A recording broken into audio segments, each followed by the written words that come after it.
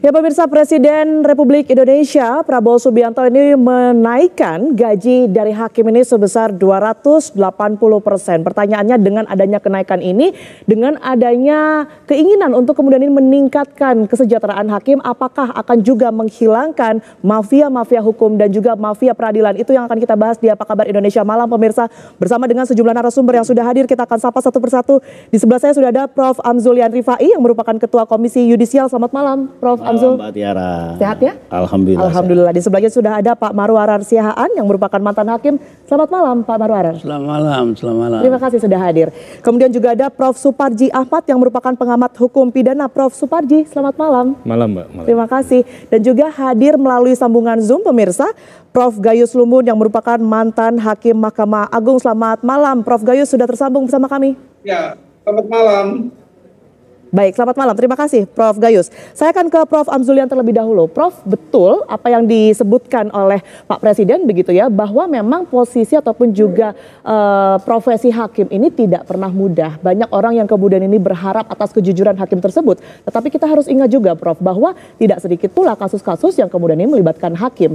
Kalau Anda melihat dengan adanya kenaikan gaji ini, memang sudah patutkah para hakim untuk kemudian menerima sebesar itu? Ya. Prof. Amzul? Baik ya, jadi pertama tentu kita mengapresiasi.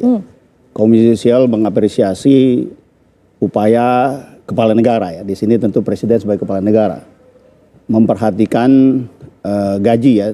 Saya harus cerita sedikit dulu. Silakan. Kemarin waktu Bapak Presiden hadir di pengukuhan itu saya juga hadir. Ya. Sebelum beliau dilantik, tepatnya 20 Mei, saya berkesempatan diundang beliau ke rumah, ke kediaman sebelum beliau dilantik. Pada saat itu beliau banyak minta masukan terkait dunia peradilan, khususnya hakim. Isu yang khusus dibahas pada waktu itu, pertama soal gaji, yang kedua soal perumahan dan pengamanan hakim. Nah, bagi saya tentu saja sangat beliau sangat memberikan atensi, Concern ya terhadap dunia peradilan. Tentu kalau kita kaitkan sekarang adalah bagaimana keinginan beliau, misalnya soal investasi, kemudian economic growth yang 8%, itu akan sulit tercapai apabila public trust. Trust itu tidak hanya lokal, ya. Karena kalau kita bicara investasi, itu termasuk investasi internasional yang sangat ditentukan oleh dunia peradilan juga. Nah, kembali kepada gaji tadi, kemudian keseriusan kepala negara terhadap peradilan itu ditunjukkan. Misalnya mungkin selama beliau dilantik, ada sekitar 5 kali beliau hadir acara-acara di Mahkamah Agung. Artinya Pak Prabowo ini sangat perhatian begitu ya, sangat dengan kesejahteraan dan juga kondisi para hakim kita. Tetapi kalau Anda sendiri menilai, ini sudah patutkah angka 280% tersebut ini diterima oleh hakim kita? Ya, kalau bicara patut tidak patut, saya pikir panjang diskusinya ya. Tentu kan 240% itu dari mana? Sudah ada perhitungannya begitu. Tapi kan dalam kondisi ekonomi negara kita seperti sekarang ini, banyak efisiensi begitu ya. Tentu kan itu menunjukkan luar biasanya. Ya, beliau memberikan perhatiannya. Kalau tadi ditanyakan misalnya apakah ini sudah patut? Beliau sendiri mengatakan masih belum patut kok. Saya dengar sendiri pidato beliau kemarin.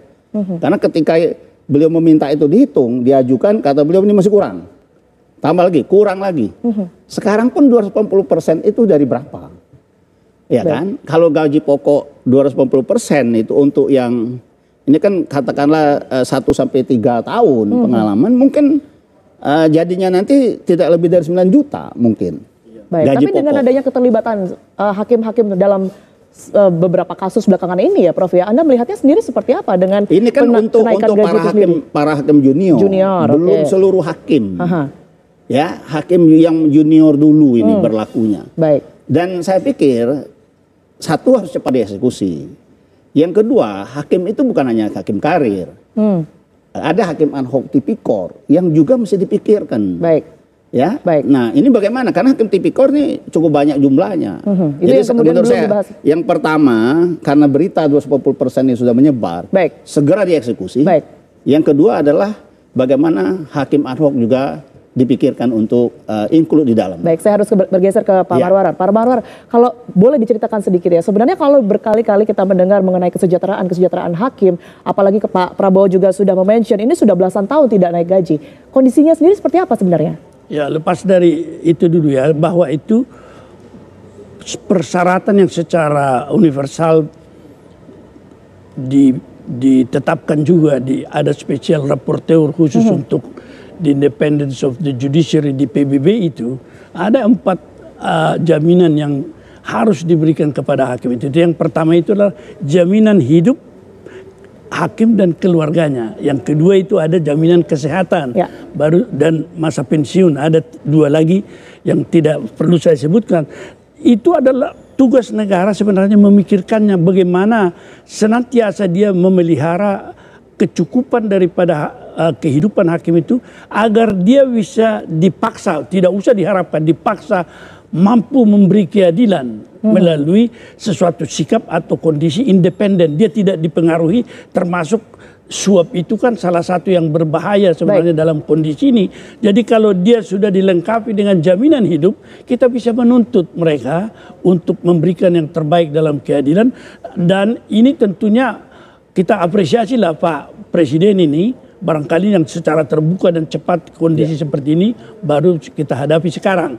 Oleh karena itu jangan berhenti sampai situ, itu adalah tindakan awal dan seharusnya itu secara kontinu negara mengevaluasi itu tiap-tiap periode tertentu bahwa apakah pendapatan hakim itu sudah cukup untuk itu. Nah, oleh karena itu saya kira di samping itu langkah-langkah yang paling radikal lagi sebenarnya dari situ kita bisa menuntut hakim sekarang untuk melihat akuntabilitasnya. Bagaimana dia mempertanggungjawabkan kewenangan konstitusional yang diberikan karena negara sudah memberikan apa yang dia bisa. Baik. Yaitu jaminan negara sudah hidup. memberikan fasilitas, kemudian juga negara sudah memenuhi kesejahteraannya. Kalau misalnya ada pelanggaran, kita bisa menuntut begitu ya? Saya kira ya. Anda setuju Prof Gayus dengan statement yang kemudian ini menyebutkan bahwa memang harus dipenuhi dulu, baru setelah itu kalau ada apa-apa kita baru bisa menuntut? Ya, tentunya tidak harus juga begitu pandangan saya. Tapi saya melihatnya ini satu langkah presiden dengan niat baik. Ya, artinya niat presiden untuk berusaha paling tidak menertibkan peradilan, terutama hakim-hakim. Itu intinya. Tetapi hal yang perlu diperhatikan ditanya tadi adalah apakah cukup ukuran gaji yang naik sampai dengan hampir 300% ini. Saya akan membagi beberapa hal tentang pelanggaran hakim, terutama pengaruh intervensi yang besar adalah uang. Karena kalau saya mengaitkan dengan apa yang terjadi, orang bisa berbuat korupsi, terutama di kalangan hakim adalah ada 3 hal. Yang pertama, by need. Hakim tidak bisa mencukupi kebutuhan keluarganya dan dirinya. Nah, bagi yang by need ini, terutama golongan di bawah ya 3A misalnya pengalaman setahun itu sangat-sangat rendah pada yang sebelum kenaikan ini, yaitu hanya sekitar 2.700.000 atau hampir 3 juta. Itu kira-kira apakah cukup seorang hakim sudah bertugas di pengadilan selama setahun dengan gaji Prof Gayus, tapi itu apakah juga sudah dengan insentif-insentif dan juga keseluruhan take home pay-nya Prof Gayus? Kalau bicara insentif malah saya menemukan yang lebih dari itu, yaitu gaji ilegal. Bukan cuma insentif yang dibuat-buat. Lembaga mengakal-akalkan bagaimana supaya hakim ini cukup. Hanya untuk cukup, bukan untuk nakal itu. Itu pun perlu diatur sehingga disebut sebagai, kalau saya perhatikan, ini adalah gaji ilegal. Karena dibuat tidak sesuai aturan, tapi demi kebaikan mencukupi hakim-hakim. Nah, ini diantaranya ada seperti itu. Nah, hari ini Presiden memiliki kebijakan yang betul-betul kita perlu apresiasi. Hanya saja saya menambahkan dulu di sini, kalau Baini tadi sudah oke, tentunya kalau Baini 7 juta lebih, hampir 8 juta ini cukup.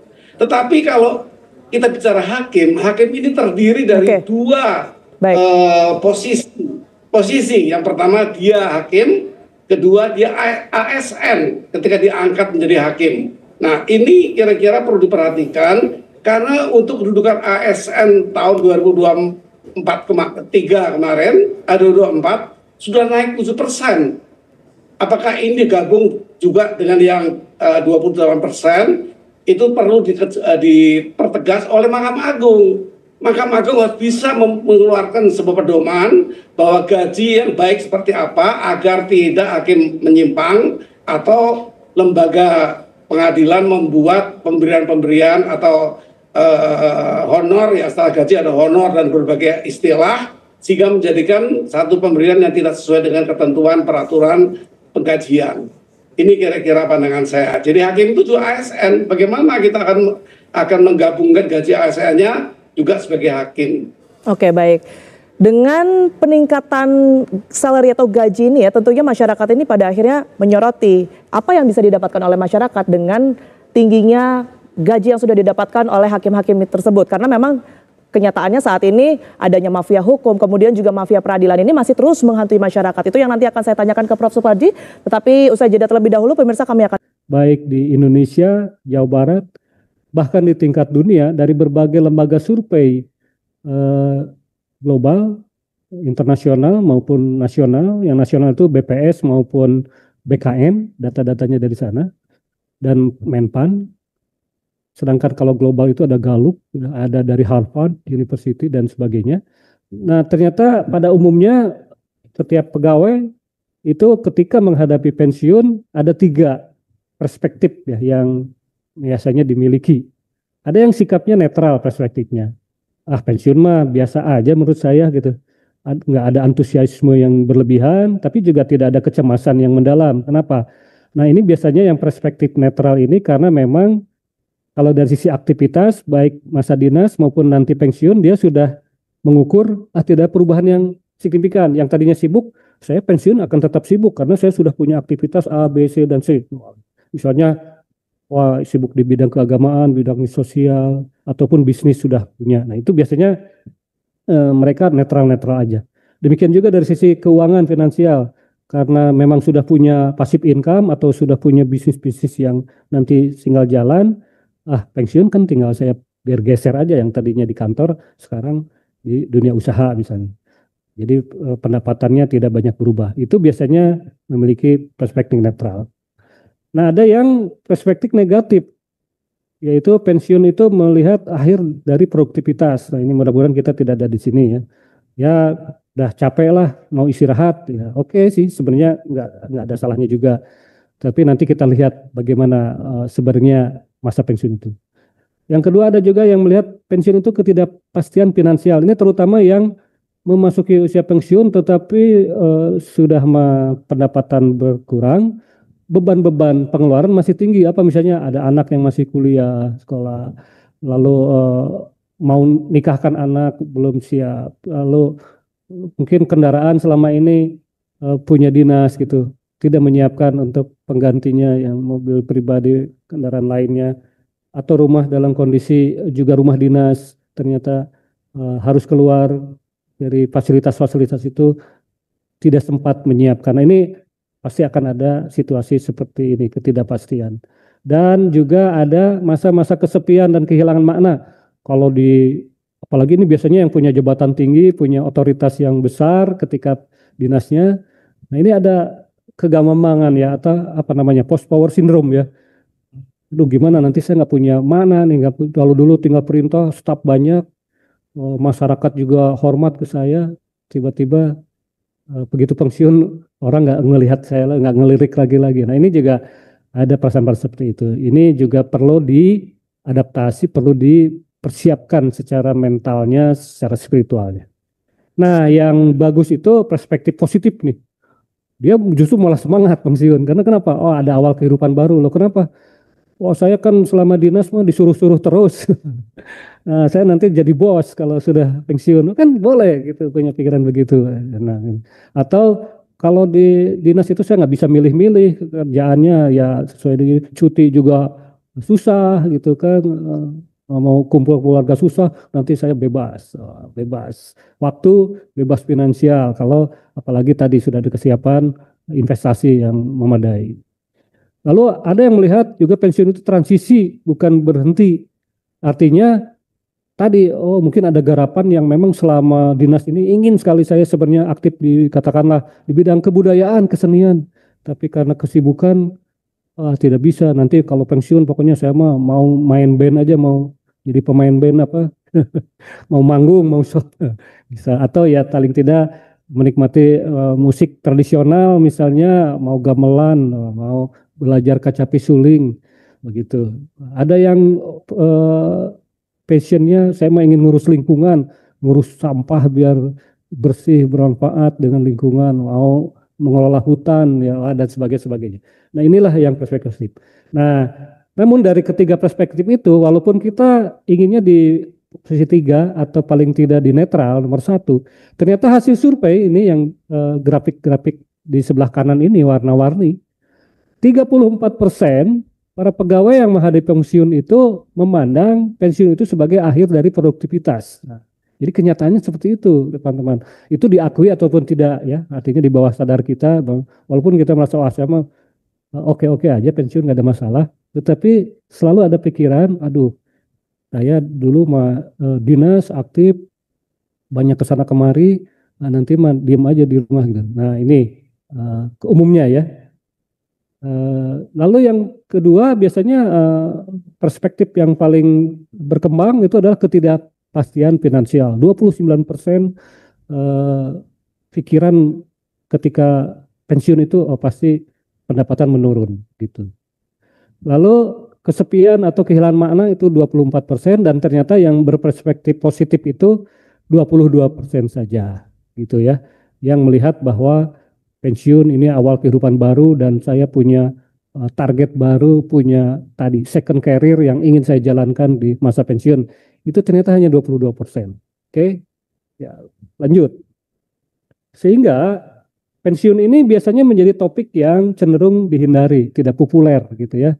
Buktinya apa? Tidak menarik. Topik ini terutama yang masih usia produktif ya dan dianggap tabu gitu. Tidak menarik sehingga di instansi-instansi baik pemerintah maupun swasta sebenarnya ya pensiun tidak menjadi fokus. Pensiun itu urusan pribadi aja masing-masing begitu ya. Nah, makanya disinilah PWRI karena sebagai organisasi pensiunan merasa perlu mengajak BKD untuk memberikan fasilitas. BKD Jawa Barat bagus ya. Sudah berapa tahun menyelenggarakan pembekalan kewirausahaan bagi PNS yang akan masuk pensiun. Tapi provinsi lain belum tentu, belum ada gitu. Di kabupaten juga belum tentu memikirkan PNS-nya yang pensiun. Padahal itu para PNS itu udah kerja diperes ya, banting tulang, tenaganya, pikirannya, waktunya meninggalkan keluarga 30 tahun. Ada yang 20 tahun dinasnya, rata-rata 30 tahun. Tapi setelah pensiun habis manis sepah dibuang istilahnya. Kenapa? Karena memang materi diskusi pensiun itu dianggap itu mah urusan masing-masing dia yang mau pensiun kok. Padahal sebenarnya negara berkepentingan. Kenapa negara berkepentingan? Karena warga negara yang masuk usia pensiun masih produktif, masih semangat, masih berkontribusi, artinya dia memberikan sumbangan yang terus-menerus, tidak hanya berhenti ketika dinas. Yang kedua, dari sisi kesejahteraan, kalau di pensiun kita tetap sejahtera, tidak menjadi beban kepada siapapun, anak-anak kita sekalipun, apalagi jadi beban negara, itu kan negara untung, ya itu. Jadi biaya kesehatan menurun, lalu juga angka kemiskinan ya tidak bertambah, jangan sampai ketika pensiun jadi angka jadi miskin baru ya. Waktu dinasnya sibuk menangani kemiskinan, waktu pensiun malah kita jadi miskin gara-gara apa? Karena sakit berat, jadi tabungan habis, gitu, rumah dijual, mobil digadekeun. Itu situasi itu bisa terjadi. Dan ya masih ada budaya dianggap tabu nih yang kedua. Kenapa topik pensiun ini tidak menarik atau tidak populer. Di banyak budaya termasuk Indonesia pembicaraan tentang tua atau tidak bekerja itu sering dianggap tabu. Jadi usah ngomong pensiun, usah ngomong kayak pensiun mah ayah Allah. Nah, itu tidak salah, betul bahwa nanti rezeki mah Allah mengatur. Tapi kan Allah juga memberikan wasilahnya gitu bahwa rezeki itu harus ada jembatannya, alatnya gitu, yaitu usaha gitu, ikhtiar. Karena tidak cukup dengan doa gitu ya. Doanya wajib, harus, penting, tapi ikhtiarnya juga jangan dilupakan. Dan banyak pegawai yang enggan membahas masalah pensiun ini, membicarakan akhirnya tiba-tiba besok pensiun belum ada persiapan apa-apa. Oke, boleh next diklik. Oh, ya. Nah, fakta awal ya. Jadi kalau kita bicara ASN, maka rata-rata ASN itu pensiun di usia 58 sampai 60 ya saat ini. Ada sedang usulan katanya Korpri sedang mengusulkan sampai 65 sampai 70. Nyata saya tuh ke 80. Nah, itu menunjukkan itu tadi bahwa memang kecenderungan kita itu tidak ingin pensiun tuh gitu. Buktinya tiap tahun usulan, padahal usia 58 ini juga sudah tambahan ya. Karena sebelumnya 56 ya. Nah, guru besar mah 70 ya, karena ilmunya memang mungkin sangat diperlukan ya, dan biasanya kalau guru kan semakin tua itu semakin matang lah gitu. Nah, tapi kalau kerja-kerja administrasi, kerja-kerja lapangan ya 70 ya mungkin udah repot ya. Jadi makanya dibatasi sampai 60 walaupun tetap ada usulannya. Nah, angka harapan hidup sementara ini sudah mencapai lebih dari 70 tahun ya. Dan kecenderungannya dengan semakin baiknya ekonomi, semakin baiknya sarana kesehatan itu akan terus meningkat. Ya, di negara-negara maju itu udah sampai 80 tahun. Artinya apa? Artinya ada waktu ketika mulai pensiun sampai akhir kehidupan itu antara 15 sampai 20 tahun kehidupan produktif pasca pensiun. Coba bayangkan 15 tahun kita tidak ngerjain apa-apa. 20 tahun kita hanya moyan di rumah, begitu kan? Kan sia-sia gitu. Nanti gimana pertanggungjawaban kita di akhirat gitu. Kan kan salah satu yang akan ditanya itu ketika dihisab itu usiamu digunakan untuk apa begitu. Nah, kalau misalnya oke, Anda ketika bekerja mulai usia 20-an jadi PNS, pensiun di usia 58 60, nah itu bisa kita pertanggungjawabkan kalau benar kerjanya ya. Ya, artinya sesuai dengan aturan, wah, alhamdulillah jadi pahala, apalagi diniatkan kerjanya itu sebagai ibadah. Alhamdulillah. Tapi begitu pensiun, mau istirahat saya mah diem aja gitu. Berarti itu aya pahala naonnya ya. Mungkin aya ibadah mah yang ritualnya bisa dapat pahala dari situ. Nah, tapi sebenarnya Allah sudah memberi kesempatan kita hidup 15 tahun lagi, 20 tahun lagi, artinya apa? Artinya diberi peluang untuk menambah pundi-pundi amalnya itu, tetapi ternyata tidak dimanfaatkan. Dan itu bisa kita lakukan kalau kitanya sehat. Yang kedua, kalau kitanya punya duit ya. Kalau tidak punya duit ya juga susah juga berkontribusi ya, walaupun tentu ada pilihan-pilihan juga ya. Oke, lanjut. Jadi kecoret-coretnya itu. Terus ada satu lagi, habis. Oh, ini harusnya ada satu slide lagi. Oke, berarti saya yang kirimnya salah. Oke, nggak apa-apa. Ya, yang satu slide lagi adalah hasil penelitian PWRI sendiri. Hasil penelitian PWRI sendiri yang mengatakan bahwa ternyata para pensiun yang baru 7% pensiunan yang dapat menikmati masa pensiun dengan tenang, artinya nyaman, sejahtera. Itu ya menurut PWRI Pusat nih, angkanya beliau juga hasil penelitian dari berbagai universitas. Sisanya yang hampir 93% ada yang menyatakan belum siap atau tidak siap, ada yang tidak tahu, tidak paham apa itu pensiun, dan menghadapi masalah keuangan sehingga terpaksa bekerja lagi. Bekerja lagi itu sah-sah saja, tapi kalau pakai kata terpaksa, nah ini biasanya jadi beban begitu ya. Jadi harusnya ketika pensiun kita memang bekerja, tapi bukan karena terpaksa, memang karena keinginan, karena kemauan kita untuk berkontribusi.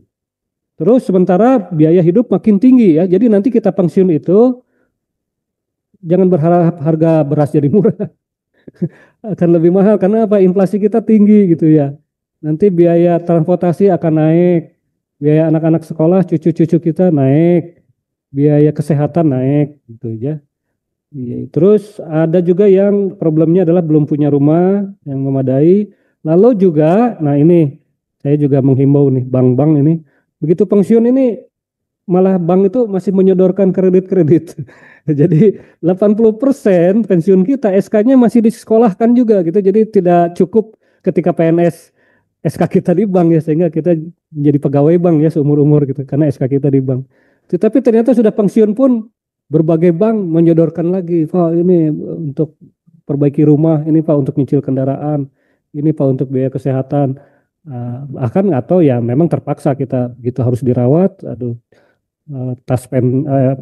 BPJS tidak mengcover, terpaksa kita keluar biaya akhirnya ke bank juga.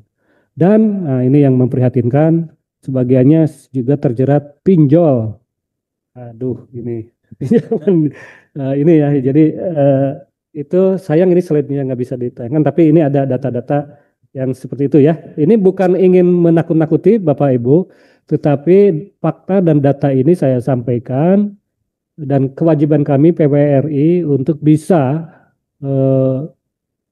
membangun kesadaran, itu yang pertama, dan kedua mengajak, menginspirasi agar kita pensiun itu bisa tetap sejahtera bahkan lebih sejahtera. Baik, itulah sesi pertama Bapak Ibu sekalian. Udah mau jam 9 ternyata. Jadi saya langsung aja ke sesi kedua, nanti tanya jawabnya di belakang aja ya. Masuk ke slide kedua Kang, yang modul 2. Modul 2 ya. Mudah-mudahan sambil nunggu Bapak Ibu boleh ketik di chat apakah cukup jelas paparan saya, bisa kalau jelas atau ada yang kurang nanti boleh, sebenarnya pertanyaan boleh disampaikan juga di chat ya nanti. Silahkan ketik jelas atau oke jelas. Terima kasih Pak Arif Hakim, jelas. Sangat jelas, oke. Oh YouTube ya, oh ya ini karena ternyata peserta udah mencapai 8